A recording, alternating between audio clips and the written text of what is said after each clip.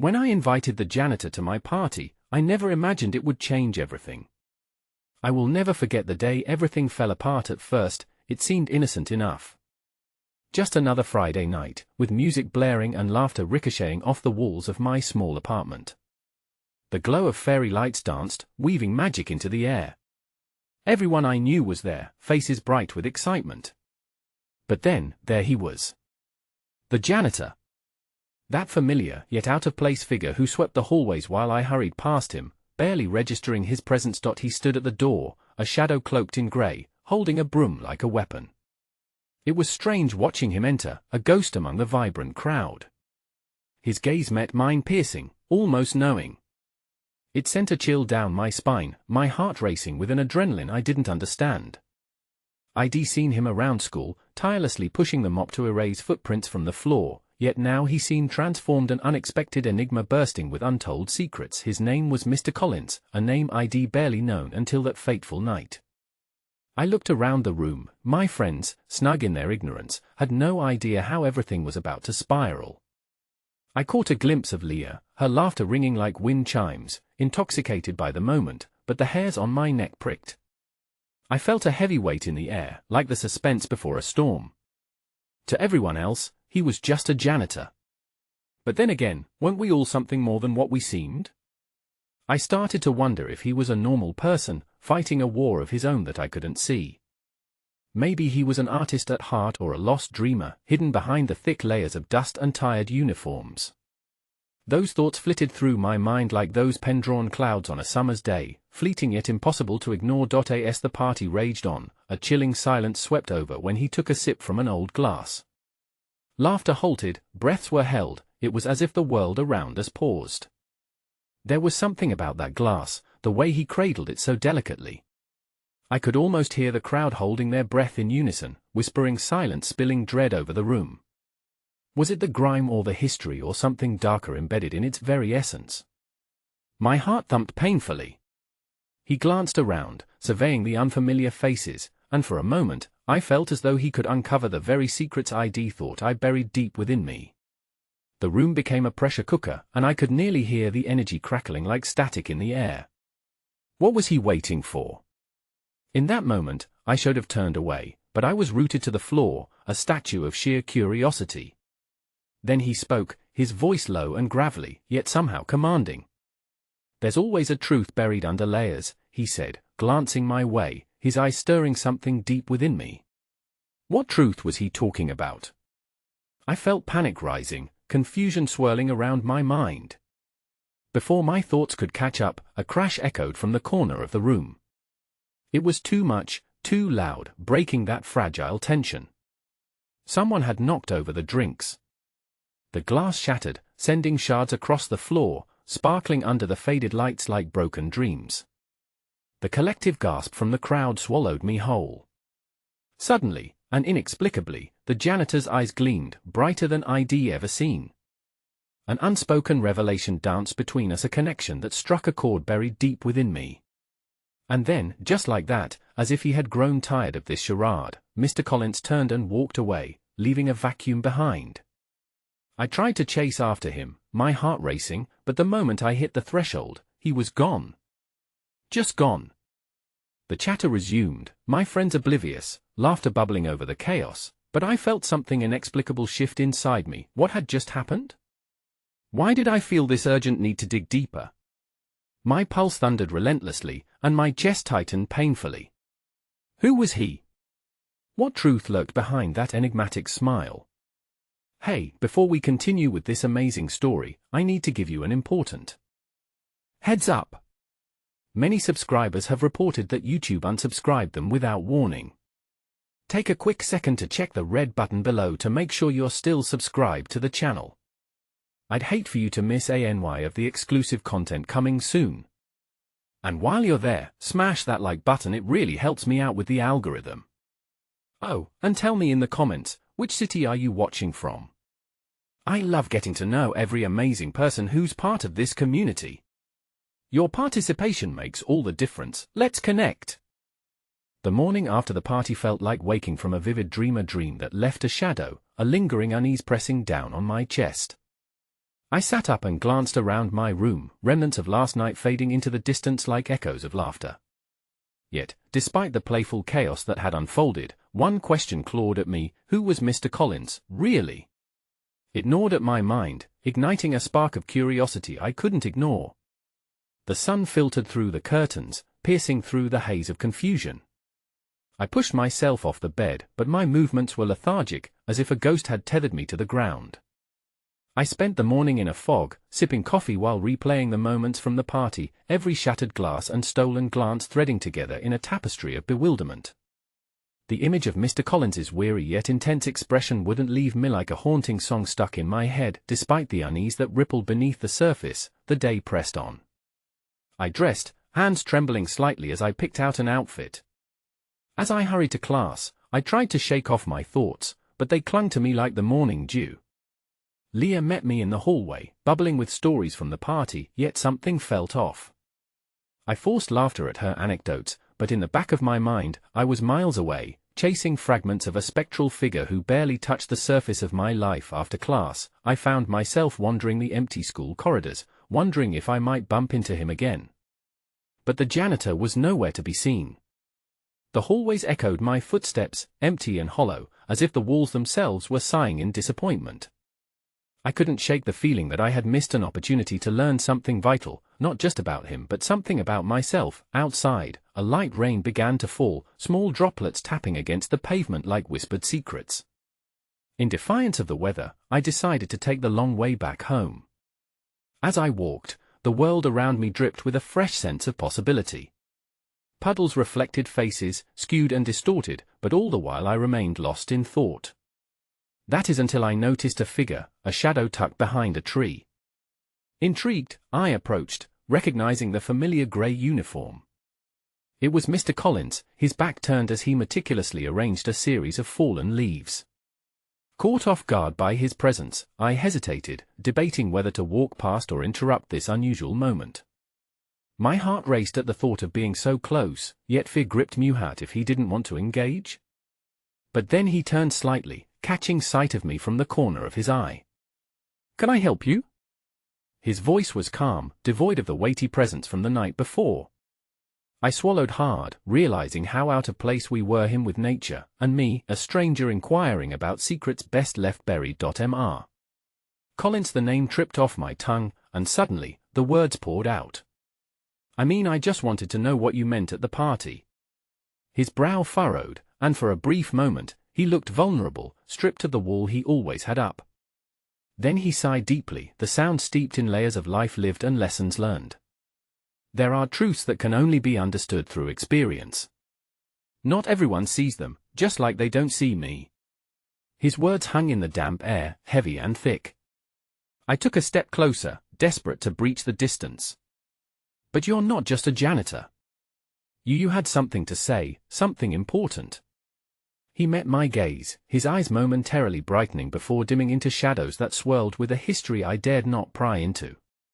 "Do you really want to know?" he asked, a hint of challenge in his tone more than anything. I replied quietly, my heart racing, anticipation bubbling up as the rain pressed against us, ensnaring this unexpected moment in an almost surreal setting. "That's the thing about truths," he began, his gaze drifting past me. "They're often hidden deep, and when you dig too far, you might unearth things you weren't ready to find." As if the universe was conspiring against me, in that instant, a loud crash erupted nearby. A car swung out of control, tires screeching against the pavement. Alarms erupted, people yelled in panic, and I spun around, feeling a rush of adrenaline. Moments later, when I turned back to speak with Mr. Collins, he was gone. Only the echo of his words lingered in the air, the request to be cautious whispering in the spaces between my heartbeat. I was left standing in the rain, an untouched leaf in a storm, wondering what I had missed. What kind of truth lay ahead, and was I truly prepared to face whatever lay buried beneath the surface? The world felt heavier, charged with uncertainty, and the shadows were creeping closer, beckoning me to follow. The rain intensified, transforming the world into a blurred watercolor of gray and muted colors. I stood there, heart pounding wildly as the echoes of the crash faded, mixing with the pounding of my thoughts. Mr. Collins had vanished like a spectre, leaving me grappling with an insatiable need to uncover what lay beneath his calm facade. As I turned to leave, the heavy atmosphere seemed to thicken around me, the air alive with unspent energy. Just then, a pair of familiar voices broke through the rush of rain. Leah and her friend Sarah approached, laughter spilling from their lips as they splashed through the puddles. I felt like a ghost among the living, tethered to the moment yet slipping through their grasp. "Hey, there you are," Leah called, her eyes bright even amid the dreary sky. "We were looking for you. You missed the most insane thing. Some guy crashed his car right outside the coffee shop." I plastered a smile on my face, nodding even as a sense of detachment washed over me. "Yeah, I heard. Is everyone okay?" "Yeah, just a bunch of people panicking. We were thinking of heading over there to check it out," Leah said, peering at me with concern etched across her brow. "Are you sure you're all right? You look a little pale." "I am fine," I insisted, but my voice faltered slightly. I didn't want to worry her, yet the conversation felt superficial, more like a mask meant to obscure the real turmoil brewing beneath my skin. With a forced resolve, I joined them, allowing their laughter to envelop me for a brief moment. But even as we walked, sharing jokes and light-hearted stories, a part of me remained distant, my mind racing back to Mr. Collins and the profundity of his words. Who was he, really? What truths had he buried under layers of mundanity? As we reached the coffee shop, the scene was chaotic. Crowds murmured about the accident, and I felt a compulsion to leave Leah and Sarah to their conversations. I slipped away, slipping through the cacophony of sympathy and tension until I found myself standing at the edge of the storefront, my gaze drifting elsewhere, and then I saw him. Mr. Collins stood a few blocks away, watching the chaos unfold from under the shelter of a small awning. His expression was inscrutable, yet something in the way he held himself suggested he had seen far more than the moment before him. He seemed so out of place, like a fragment of time wandering through an untethered reality, and I felt drawn towards him, despite the nagging voice that warned me of the truths he might unveil. "Excuse me," I muttered to myself, stepping away from the noise. The rain had slowed, but the world felt charged, as if the air held its breath for what might come next. As I neared, he turned slightly, revealing a flicker of surprise in his eyes that melted into something deeper, an unexpected warmth, perhaps even relief. "You again," he said softly, a small smile breaking through his serious demeanor. "I saw you from across the street. I needed to talk." The words came out in a rush, the urgency propelling me forward. "Talking usually brings clarity," he replied, a hint of amusement coloring his voice. "But sometimes it only raises more questions." I swallowed, the weight of my curiosity pressing down on me. "What do you mean about truths? What lies buried that I'm not ready to face?" For a moment, he was silent, his gaze shifting to the side as if searching for something beyond the physical. "Sometimes," he said finally, "our greatest fears and our greatest hopes are intertwined. It takes courage to confront the past, but understanding it can lead to something greater." My heart raced, a knot forming in my stomach. "Is that what you've done?" "I've tried." His gaze flicked to mine, piercing as if he were weighing my soul. "But there are some stories that can't be told lightly. They come with shadows, and I'm not sure what you're ready to handle." Just then, a woman's voice rose above the crowd, sharp and panicked. "Someone's missing. I don't know where he is." Mr. Collins clenched his jaw, a flicker of concern clouding his expression. He stepped closer to me, urgency creeping into his tone. "I can't stay here much longer. If you truly want to know, find me tomorrow at the park at noon. But be prepared for the truth, because what you uncover could change everything." Before I could respond, he turned, disappearing into the shadows cast by the awning, leaving me standing there, heart racing yet anchored in a mix of dread and exhilarating anticipation. As the chaos around me continued, the world felt heavier, yet an ember of hope flickered. What would tomorrow bring? Dread mingled with exhilaration, and I was left on the precipice of discovery, wondering whether I was prepared to leap into the depths of the unknown. The sun emerged timidly the next day, as if uncertain about dispelling the memories woven into the rain-soaked earth. I woke with a knot in my stomach, the thought of meeting Mr. Collins gnawing at my mind. The excitement mingled with fear, a rush of adrenaline that left me both breathless and stranded in a swirl of confusion. What truths awaited me in the park? I spent the morning pacing my room, working to calm the wild beating of my heart. Each tick of the clock was a reminder of what was to come. I caught glimpses of Leah's laughter from the kitchen, her music swelling softly as she prepared for the day. I envied her ease, the oblivion wrapped in light-heartedness, and cursed the gravity of the looming meeting. As noon approached, I slipped out, leaving behind the warmth of home for the coolness of the shaded path that wound toward the park. People bustled by, unaware of my tumultuous thoughts and my singular purpose.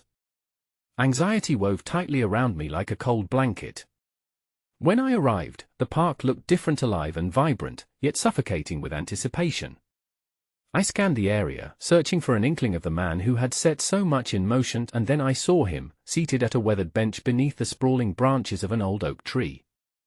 He appeared lost in thought, the sunlight dappling his features, a mix of shadows and light, drawing me in like a moth to a flame.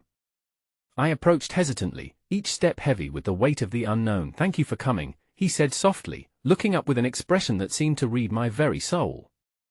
"I know this is daunting. I admitted, standing a few feet away as if recognizing a boundary I was reluctant to cross. "You said I should be prepared for the truth, but what kind of truth?" He gestured for me to sit beside him, the old wood creaking under my weight. "The kind that can shake your foundations, make you question everything you believe about yourself and others. But sometimes, those revelations also lead to healing." I felt a shiver run through me, a prelude to the unfolding of something significant. "What have you faced?" The question slipped from my lips before I could stop it. His expression shifted, vulnerable yet resolute. "I was once in love with an extraordinary woman," he said, the weight of his past lingering in the air like a ghost desperate to be freed. "But a series of tragic events spiraled out of my control. She didn't make it. I buried my hopes and became the shell of a man I am today. You see, I sought solace in the mundane, but it did little to heal my heart." The honesty was staggering, rendering me momentarily speechless. "I had no idea most don't." He looked wistfully toward the horizon. "We all wear masks. It's easier to blend in than to stand out. But sometimes, it's in the shadows where we find our greatest truths." Just then, a commotion erupted across the park, drawing us both out of our reverie. A small boy had fallen off his bicycle, screaming and clutching his knee. Instinctively, I started to rise, but Mr. Collins held my arm gently. "Let's watch for a moment," he said, a delicate urgency in his voice. Kindness often springs forth unexpectedly. As a stranger rushed to assist the boy, enveloping him in gentle reassurance, I felt a swell of warmth piercing through my own conflicted emotions. It was a small act amid the unfolding chaos of the world, but it resonated deeply, igniting a flicker of hope nestled within me. "That's what life is about," Mr. Collins murmured, his gaze still trained on the scene. Finding those lit moments amid the darkness, his tone held weight, a reflection of his own pain transformed into a lesson. But I couldn't shake the dread coiled in the depths of my chest. "But what if I don't like the truth? What if it shatters me?" His eyes bore into mine with an intensity that stole my breath. "Perhaps it's already begun to shatter you," he replied softly, "and what you discover will merely coax you toward the light you've been missing all along." For an instant, I became acutely aware of the fragility of existence, the threads of our experiences intertwining. But as hope fought against the gathering storm inside, a scream broke through the peace, this time more urgent than before. "Help! Someone, please!" My heart dropped as the source of panic erupted nearby, a woman with frantic eyes pointing toward the street. A figure lay still on the asphalt, a body uncovered by the chaos that ensued. Mr. Collins stiffened beside me, his face going pale. "I need to go." His voice was a mere whisper, laden with urgency. "Wait. What's happening?"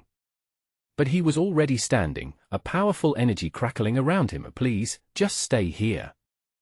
I'll explain when I return," he said, the weight of his words pulsing with an undertone I couldn't grasp, and just like that, he was gone, vanishing into the crowd like fog in the morning light.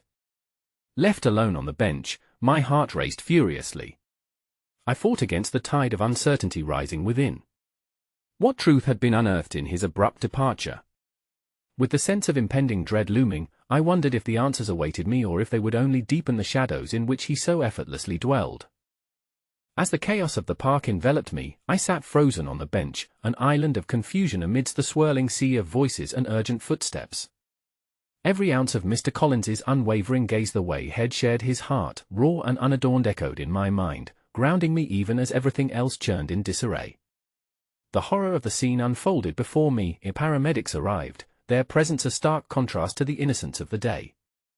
I squeezed my eyes shut, trying to drown out the cries, the sterile scent of uncertainty filling the air. A young girl, no older than 7, sat down beside me, her curls bouncing with every movement. She looked at me with wide, curious eyes that sparkled beneath the shadows cast by the oak. "Are you okay?" she asked, her voice sweet against the backdrop of panicking adults. "I am not sure," I confessed, faking a smile for her sake. "Just a little worried. My brother fell off his bike once," she recounted, unbidden, her tone cheerful and innocent. "I thought he was dead, but he just had a big boo-boo. Now he's got a cool scar." She leaned in, her voice lowered conspiratorially. "He says it makes him look like a superhero." A small laugh burst from my lips, a fleeting moment of lightness in the heavy atmosphere. "Superheroes get hurt too, hey? Yep. But they always fight back." Her face sparked with enthusiasm, brightening the dimmest corners of my heart. In her own way, she was right. I could feel the dull ache of despair easing just a bit. "What if you tell me your boo-boo?" she encouraged. I hesitated, the gravity of my reality weighing heavily on me. "I don't know if I have a scar like your brother's, but I've got some wounds that are hard to see." "They're inside, those are the worst," she murmured, nodding as if she understood. "But inside scars can be superheroes too. They just need some time." Her untempered wisdom settled in me, a balm against the chaos brewing in my mind. Just then, a team of paramedics wheeled the injured figure away, and the crowd began to disperse. The little girl stood up, took my hand, and squeezed it before skipping into the throng of people, all joy and innocence, blissfully unaware of the weight of life's unpredictability. As I exhaled a shaky breath, I wondered fleetingly about the person now being rushed to the hospital. Was their fight just beginning? Or had they succumbed to a fate intertwined with their sad act of tragedy that echoed silently among the many stories hidden in this park? The shadows finding purchase in my soul were more than the shadow of anxiety, they were also the growing realization that Mr. Collins had not only shared his pain, he had shared a piece of his journey, and perhaps a part of his truth. My heart swelled with questions. Was this meeting truly a coincidence, or had fate orchestrated our crossroads? Suddenly, a familiar figure cut through the throng, moving with purposeful strides toward me. Mr. Collins returned, eyes betraying an emotional storm that lined his features. "I'm sorry," he said, the words strained but intent. "It was my neighbor. He was in an accident last week, and he had an episode. They didn't think it was critical, but I needed to." "What happened?" I interrupted, a sense of impending dread creeping back. "He's in trouble," he admitted, his gaze narrowing as if he could read the tension flooding through me. "But it seems I might have more personal connections to this tragedy than I realized." "More connections?" I whispered, wrestling against a fresh wave of confusion. "Someone I thought was lost. I need your help." His plea was raw, desperate flicker of vulnerability mingled with urgency.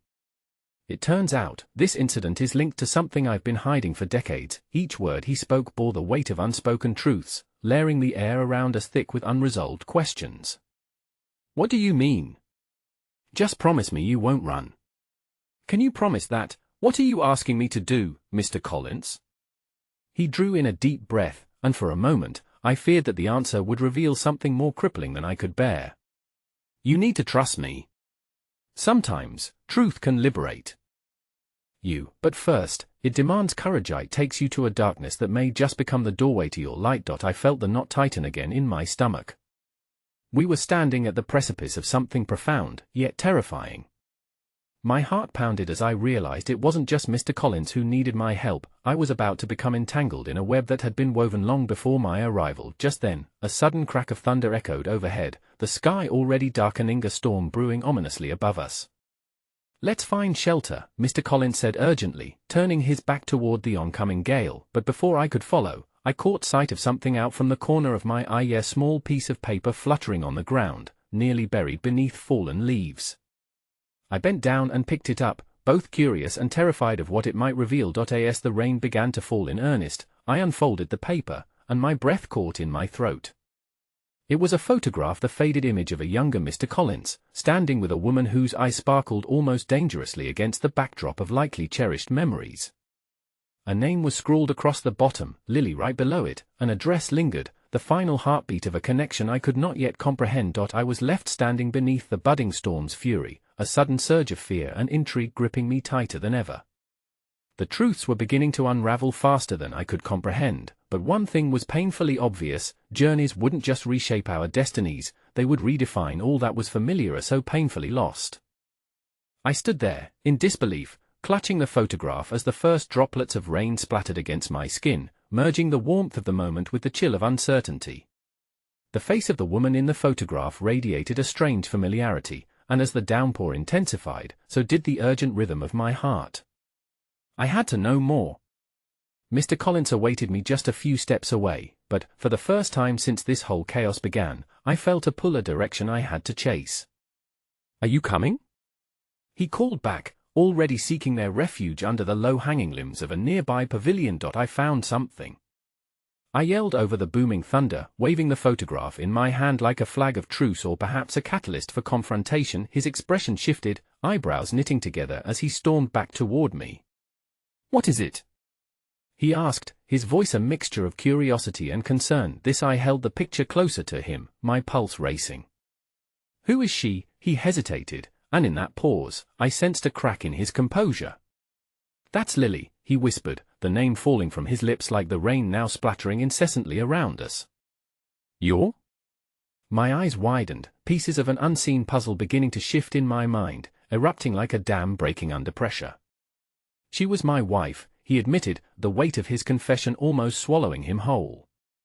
"But she was lost, missing more than a while ago. Why did this feel like more than mere coincidence? Is she connected to what happened today?" Mr. Collins took a deep breath, and I could see the haunted echoes of memories light up his eyes. "Everything is connected in ways we often don't see coming.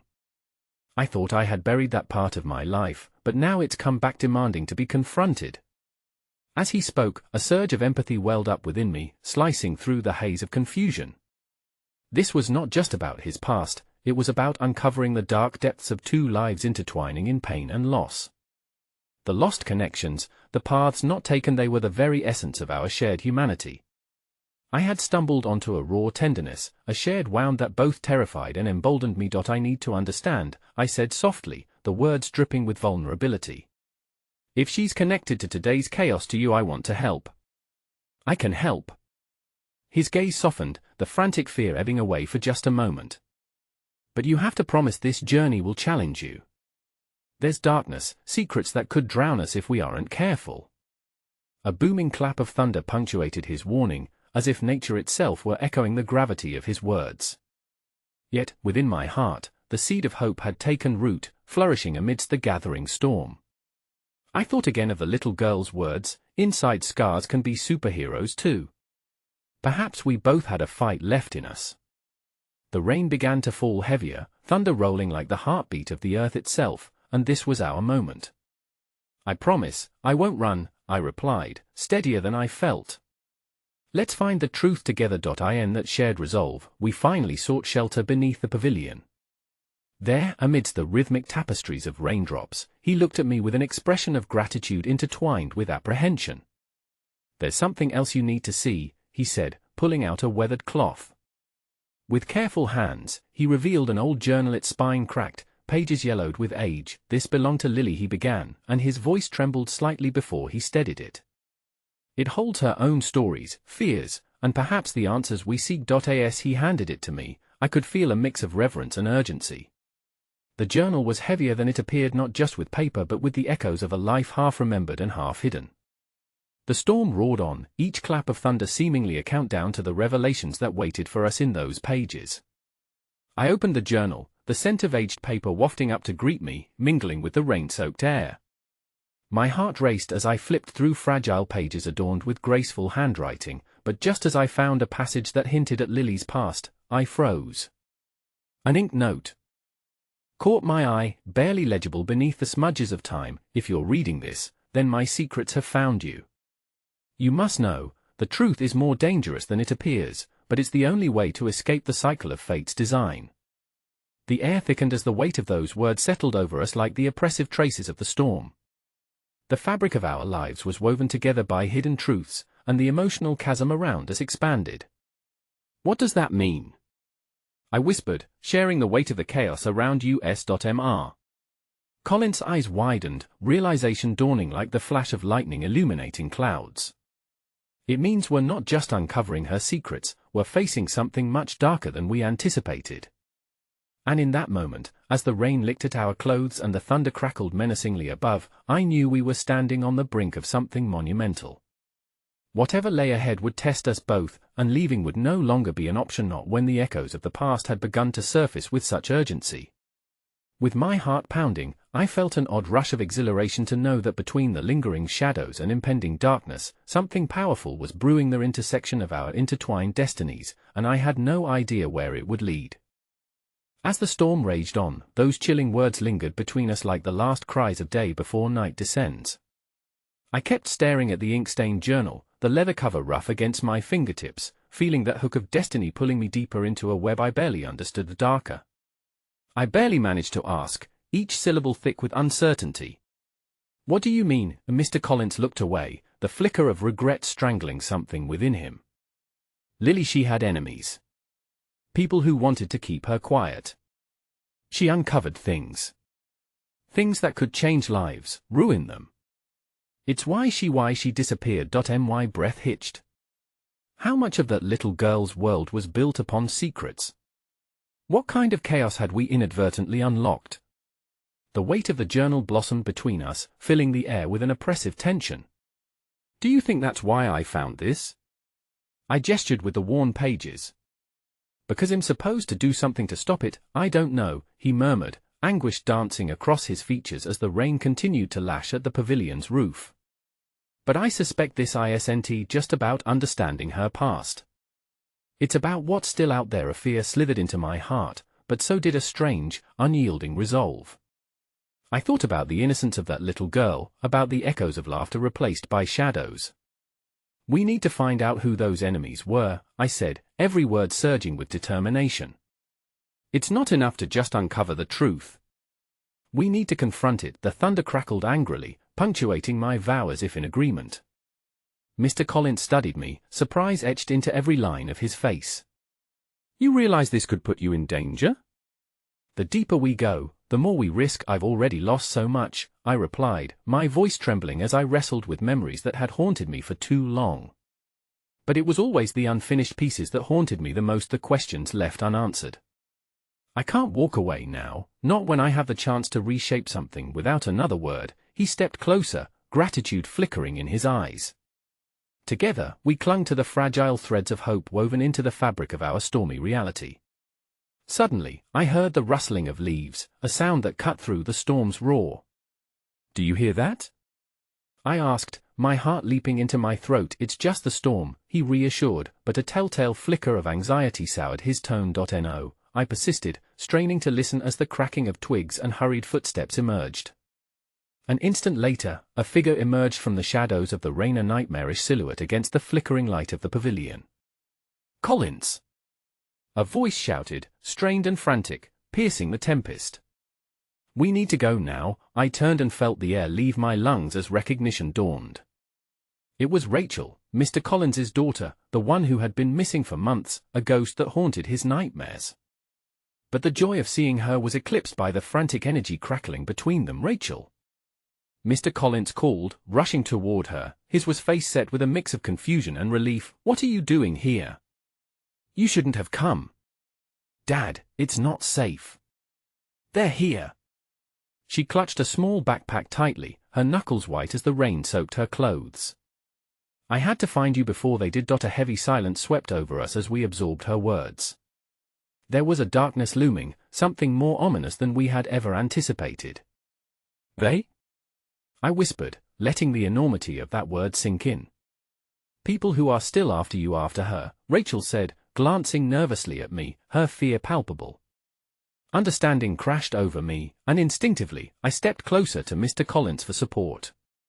I thought of the secrets that wove through the pages of the journal, the pulse of danger lurking just beyond the storm.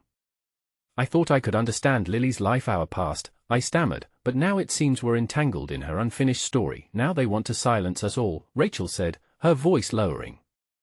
I overheard something. I didn't know what to do until I found the old journal and realized it led you to the truth. It was a warning, not just to Lily, but to anyone who gets too close. Thunder rolled above, reminding us that something powerful was brewing in the darker hidden conflict shaped by memories and dangers yet to be confronted. The prospect of unearthing truth sharpened into a fierce resolve.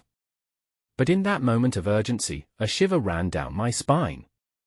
Silently, I wondered if we had stumbled into something far deeper than mere answers, a fight for survival against shadows we had only begun to understand.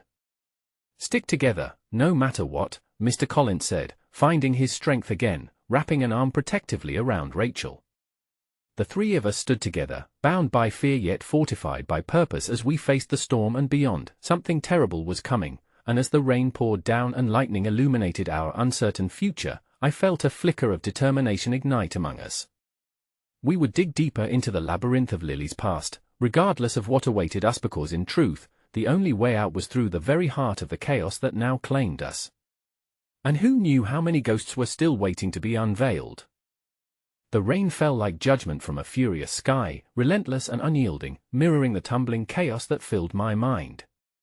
As we stood there, drenched and shivering, an unspoken understanding passed between us. The three of us were now intertwined in a fight for our lives, linked not just by fate, but by the haunting shadows of the past. Where should we go?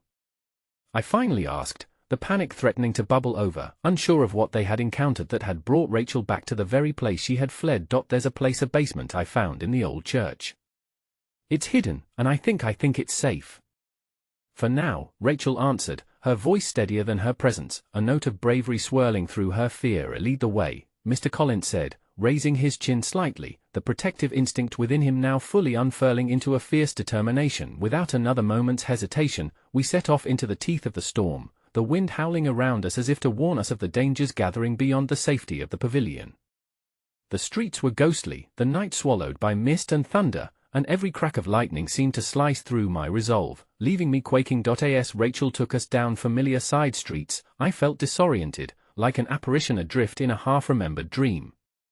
Memories of laughter shifted with the dread clawing at my heart. What had happened to this place, once vibrant and alive with chances? This was a town steeped in secrets, yet in every shadow we passed, the echoes of innocence flickered, begging to be restored. Are you okay? I whispered to Rachel, the rain forming rivulets down her pale face, blending the spirit of hope and fear. Yeah, she replied softly, though I caught the tremor in her voice. I'm just glad to be with you both. I wasn't sure if I'd ever see you again. Mr. Collins reached out, giving her shoulder a reassuring squeeze. We're in this together, Rachel. No matter what happens. His words, meant to comfort, also held an unspoken truth. I couldn't shake the feeling that we were hurtling headlong into danger, with no way of turning back. And yet, amid the storm, the bond we shared tightened, almost like a lifeline tethering us against the impending storm. Finally, we arrived at the old church, its towering steeple a weary sentinel amidst the chaos. The entrance was half sheltered by overgrown hedges, and as we slipped inside, I was enveloped by the smell of damp wood and forgotten prayers. Down here, Rachel whispered urgently, leading us toward a hidden door behind the altar. A dusty stairwell spiraled into the darkness below, where the air grew colder and more suffocating with each step. As we descended, the flickering light from Mr. Collins's phone illuminated the walls, revealing faded murals depicting saints and angels, their faces as ghostly as the memories we were chasing. I could hear my heart pounding in the quiet, steady thrum of dread, whispering that we were not alone. When we reached the basement, the air was thick with mustiness, and the single bulb hanging from the ceiling cast pallid shadows that danced like spirits awakened. I took a deep breath, attempting to calm my racing heart as we gathered in the middle of the small room. We need to talk about what's happening, I said, my voice barely a whisper, knowing that the next words would either unite us further or draw tensions tight. Rachel, what did you overhear? Who are they? Her eyes darted between us, filled with uncertainty. I heard men talking about you, Lily, and how you'd uncovered too much. They know about the journal, about us. The impact of her words felt like ice water against my skin. What do you mean? How could they possibly know? I don't know, Rachel admitted, trembling slightly. But they were angry, saying they'd do anything to keep the truth hidden. I think they're watching you, Lily. In that moment, I felt weightless, like all the air had been sucked out of the room. I had concerns for my safety, but what if it was more than that? What if this was tied to my family, to things I could not yet comprehend? The room spun as visions of my past, intertwined with their nightmares, coiled within me, refusing to let go. What threads had I pulled when I uncovered the truth about Lily? There's something else, Rachel continued, suddenly urgent. They mentioned the janitor, someone who has the power to expose everything. They were desperate to find him. The name sent a chill down my spine. I felt a shudder at the thought of an unknown figure weaving in and out of our lives, carrying secrets that could potentially save or shatter us. Why would he have power? Mr. Collins asked, his brow furrowing, glancing between us in alarm. I don't know, but he could be the key to understanding why Lily's life was so filled with danger. If we can find him. Rachel's words trailed off, but her determination remained. Then the sudden shattering of glass echoed from above, claws of panic clawed at my throat as we froze, hearts pounding in unison. The weight of reality crushed around us. This hidden refuge was no longer safe. We have to move, Mr. Collins said, grabbing both Rachel and me by the arms, urgency lacing his voice.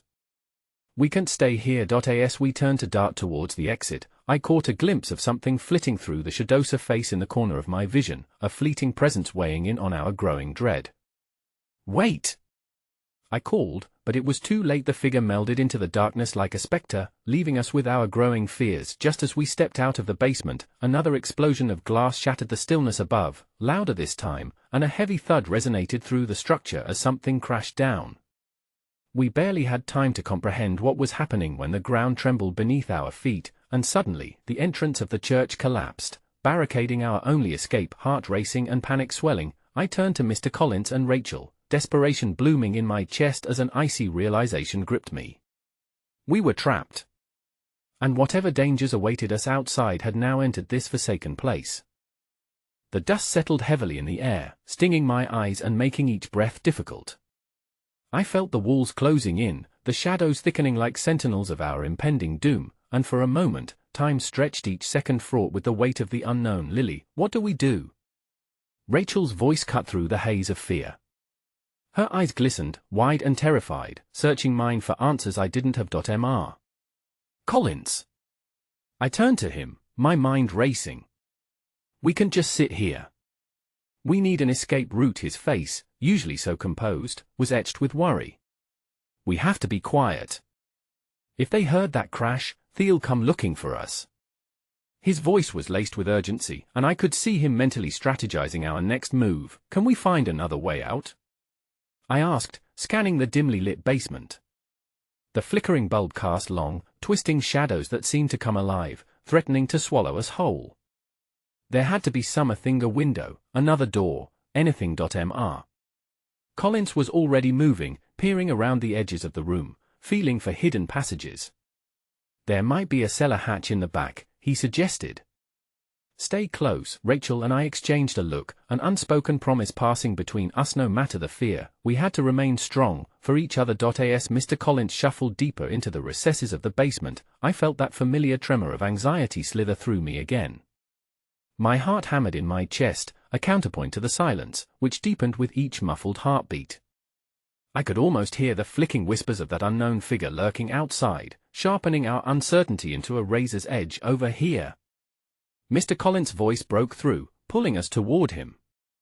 My heart lifted slightly as we hurried over to find him crouched next to an old, weathered hatch. He tried the rusted latch, but it stuck stubbornly. Help me, he grunted, sweat beading on his brow as he struggled against the latch. Just as we moved to assist him, a sound echoed from above, a soft creaking, followed by footsteps. It was deliberate, and they were getting closer. Panic surged within me, bright and urgent. They're here, I hissed, glancing at the door we had just emerged from. We were so exposed. Just a moment, Mr. Collins urged, his fingers turning white against the cold metals. Please, hurry, Rachel begged, her voice trembling. I could see her body tense, ready to bolt at any sign of danger. With one final heave, Mr. Collins succeeded, the hatch clattering open to reveal a dark tunnel. "Go!" he barked. "He'll cover you. Are you out of your mind?" I shot back, clutching his arm, refusing to let him risk himself for us. "We'll go together," but my protests were met with resolve. "You both need to get out of here. I'll hold them off until you're safe." Rachel's face contorted with anguish, and I knew we both felt the same pull of desperation. "We can't leave you," she cried, grabbing his hand. "Trust me, please," he pleaded, his voice a blend of authority and fear. "You have to find the janitor. He's the only one who can help you understand what's happening. Go." The noises above grew louder, a heavy thud followed by the unmistakable sound of something scraping against the wood of the open door. The weight of urgency propelled me forward, and I felt the pull of something larger, something beyond our fears, urging me to move. "Go!" Mr. Collins shouted as he steeled himself in front of us, creating a barrier. Now, with a strangled cry, I grabbed Rachel's hand, and we slipped into the hatch. I took one last look at him, the desperation swimming in his eyes. It was a moment frozen in time, a tear of fear and strength that would haunt me forever. The tunnel was dark, the air heavy with the chill of forgotten years.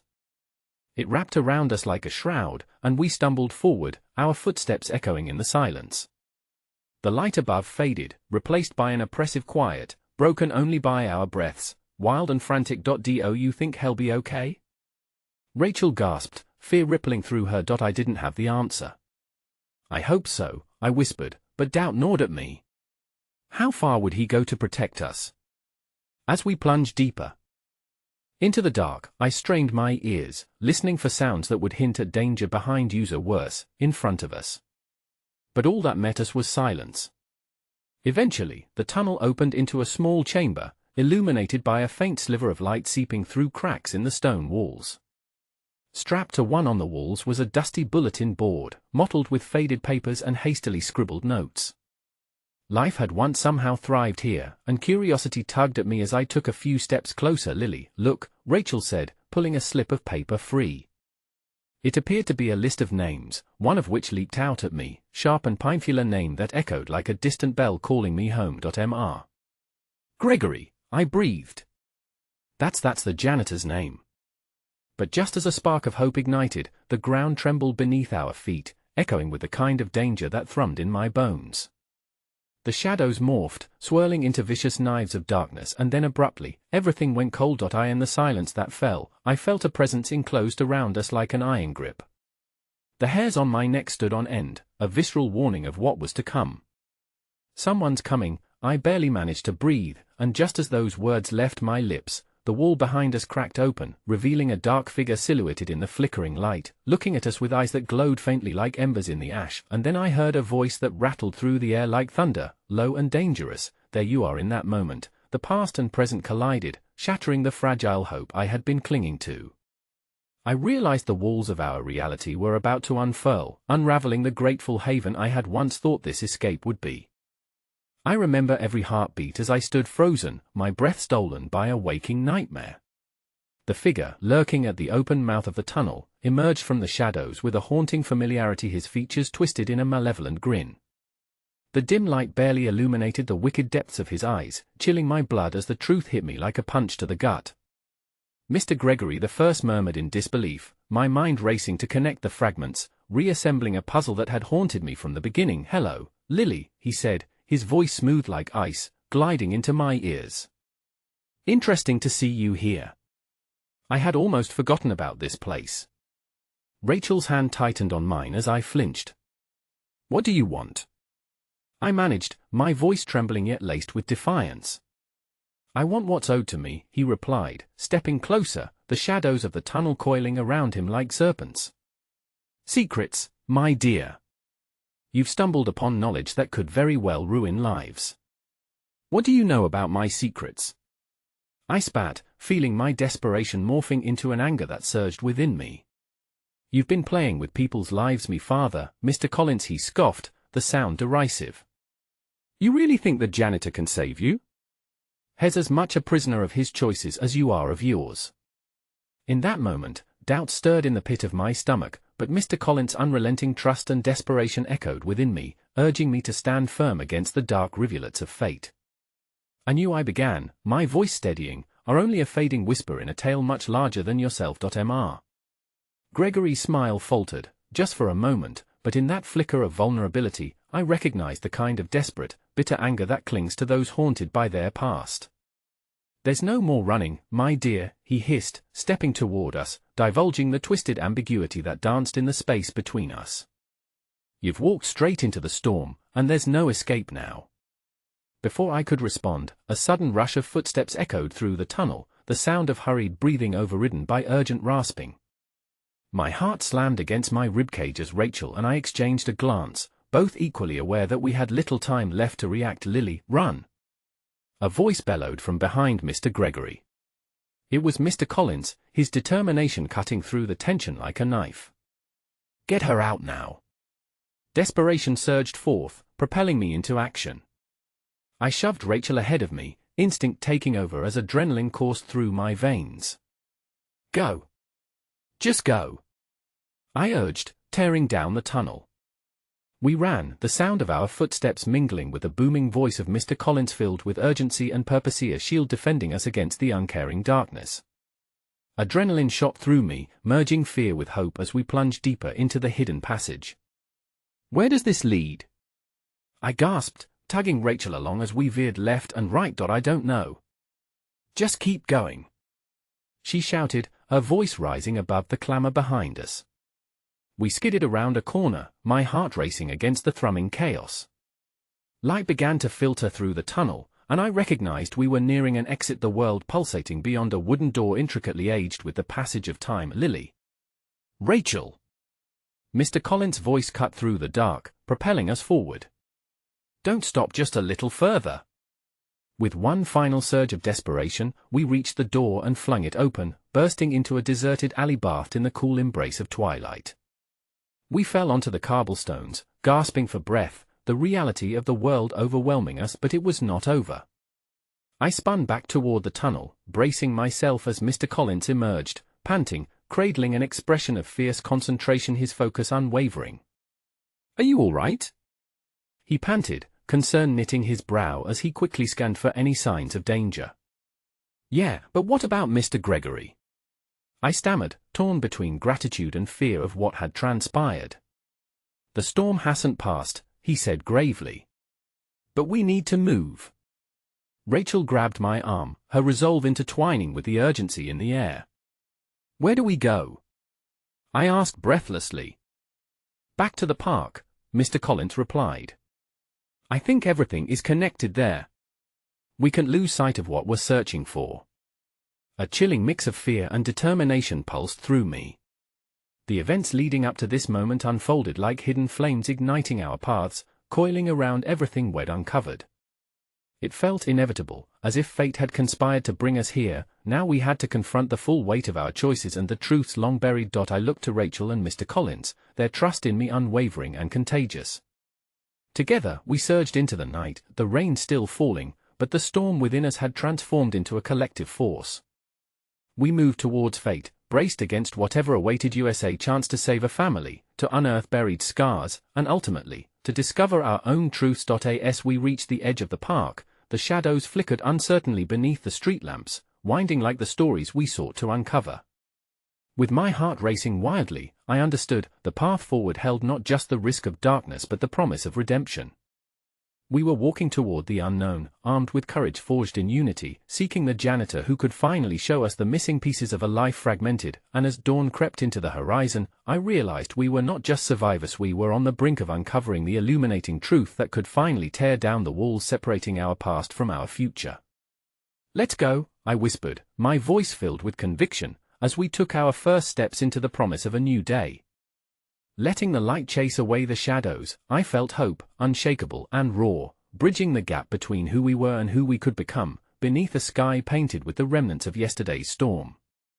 Because in that moment, as we stood united against a lingering darkness, I knew deep down that we were destined to discover the truth that could finally set us free, a truth as powerful as the love we carried, the love we had found together, in the midst of chaos. the love that would endure, lighting the way through the storm. "I'll find you again," I vowed silently to Mr. Collins, to the whispers of fate that lingered, just out of reach, knowing that together, united in purpose and heart, we would face whatever came next, undeterred, to uncover the stories hidden beneath it all.